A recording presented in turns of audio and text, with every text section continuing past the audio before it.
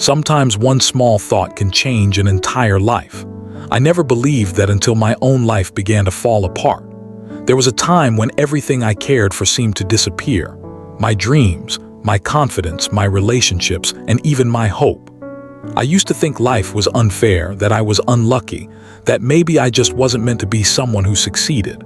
But life has a strange way of teaching lessons, and mine came in the form of loss. This is not a story about perfection.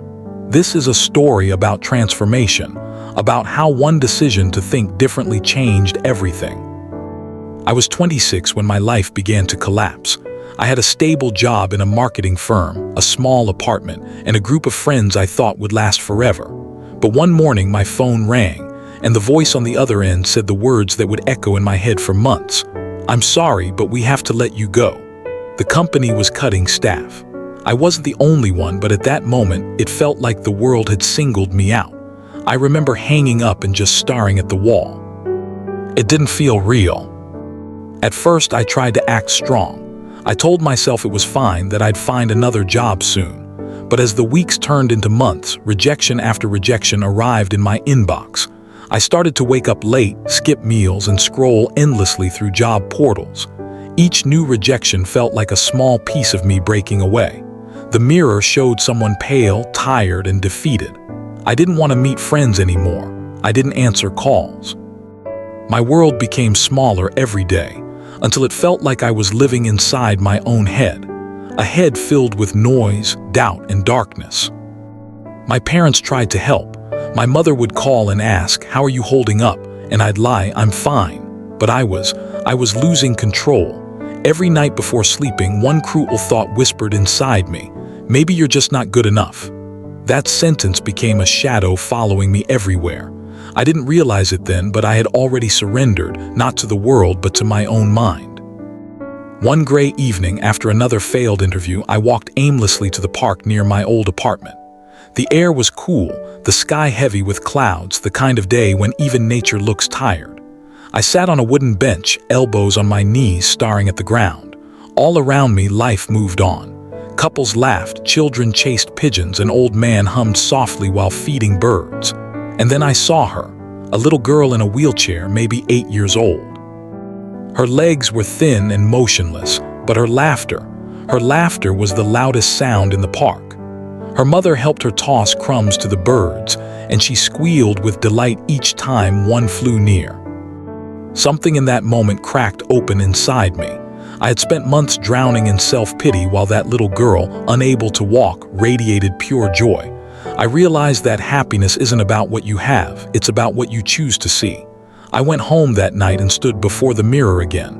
I looked at the reflection of a man who had stopped fighting. "What's really stopping you?" I asked aloud. "Your situation or your mindset?" That night I made a quiet promise. I cannot control what happens to me, but I can control how I respond. The next morning I did something small.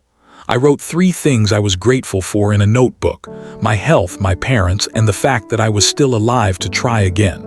It felt almost childish, but for the first time in months, I smiled.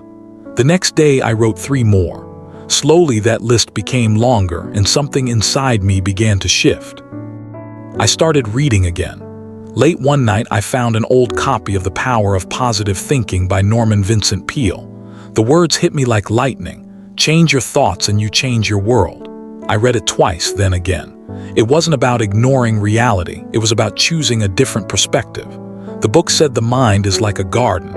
If you plant negative seeds, you grow weeds. If you plant positive ones, you grow hope. I realized my garden was overrun with weeds. The change didn't happen overnight. There were still days I woke up anxious, days when I wanted to quit. But I started replacing every negative sentence in my mind with a positive one. When I thought, "I'll never find a job," I replaced it with, "I'm preparing for the right opportunity." When I thought, "I'm alone," I whispered, "I'm learning to stand on my own." It sounded simple, even silly, but slowly my emotions followed my words. I began walking every morning. The rhythm of my footsteps became a kind of moving meditation. I felt my lungs filling with fresh air, my heart beating stronger. After each walk, I would sit on a bench and just breathe. For the first time, silence didn't scare me. It healed me. Weeks later, while scrolling through LinkedIn, I saw a post from a small company looking for a motivated creative thinker. My old self would have skipped it, but a new voice whispered, "Why not you?" I spent hours crafting that application. I didn't hide behind fancy words. I told the truth, how losing my job had broken me, but how it also taught me to stay positive, to believe even when everything looked hopeless. 2 weeks passed. Then one morning my phone rang. "We'd like to offer you the position," the voice said. "Your attitude really stood out." For a moment I couldn't speak. I felt tears sting my eyes. That was the day I realized positive thinking doesn't just change how you feel, it changes how life responds to you. From that day on, everything began to move forward. I didn't just work for a paycheck, I worked for growth. I became the person who encouraged others when they struggled. My teammates noticed. "You're always calm," one said. "What's your secret?" I smiled and replied, "It's not that I don't face problems, I just don't let them control me." I started posting short motivational notes online, tiny reflections about gratitude and mindset. I didn't expect much, but people began responding. Messages poured in. "Your words gave me hope. I needed this today." I realized positivity is contagious. When you share it, it multiplies. But life still had lessons left to teach me. A year later, my mother fell seriously ill. Doctors said she needed surgery soon. Fear came rushing back, heavy and cold. I felt that old panic rising, but this time I had something stronger than fear, faith. I told myself, "You faced worse and survived." Every day at the hospital, I sat beside her, holding her hand, whispering, "You'll be okay." Even when I was scared, I smiled because I knew she needed my strength more than my tears. The surgery took hours. I prayed silently the whole time. When the doctor finally walked out and said, "She's stable," I felt my knees go weak with relief.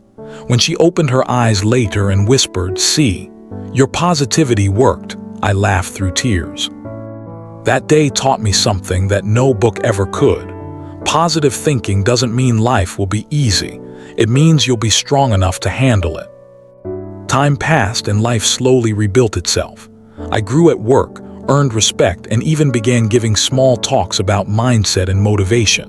Standing on a stage for the first time, I looked at the faces in front of me and said, "I didn't change my life. I changed my thoughts and my life followed." The audience clapped, but deep inside, I was clapping for that lost version of me who refused to give up. Sometimes when I walk through that same park where it all began, I still see children playing. I sometimes imagine that little girl in the wheelchair smiling at me from a distance, reminding me that joy is a choice. I sit on that bench, close my eyes, and feel gratitude for everything, even the pain. Because without the darkness, I would never have learned to appreciate the light. If you're listening to this now, maybe you feel stuck. Maybe everything seems heavy, impossible, unfair. I've been there. I know how it feels to wake up with no motivation, to stare at the ceiling wondering if things will ever change. But here's what I want you to remember. You are not finished. You are being formed.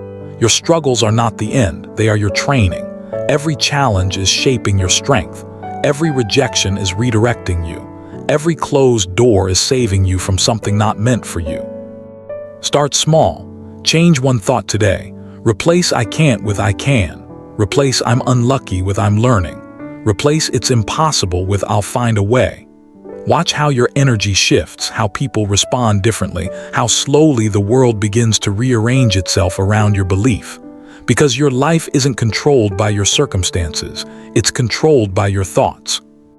Positive thinking is not about denying reality. It's about choosing your response to it. When you face darkness, you can curse the night or you can light a candle. The light doesn't remove the dark instantly, but it guides you through it. Today, I live with gratitude and peace, not because life is perfect, but because I've learned that happiness is not a place you reach. It's a state of mind you create. Positive thinking didn't erase my problems. It gave me the power to rise above them. So if you ever find yourself lost, remember this. Even the darkest night ends when the sun rises. And that sun, it's not out there somewhere. It's inside you. You just have to believe it. Take a deep breath, smile, whisper to yourself, I can handle this. Because one small belief, one single positive thought can truly change everything. This was my story, how positive thinking changed my life.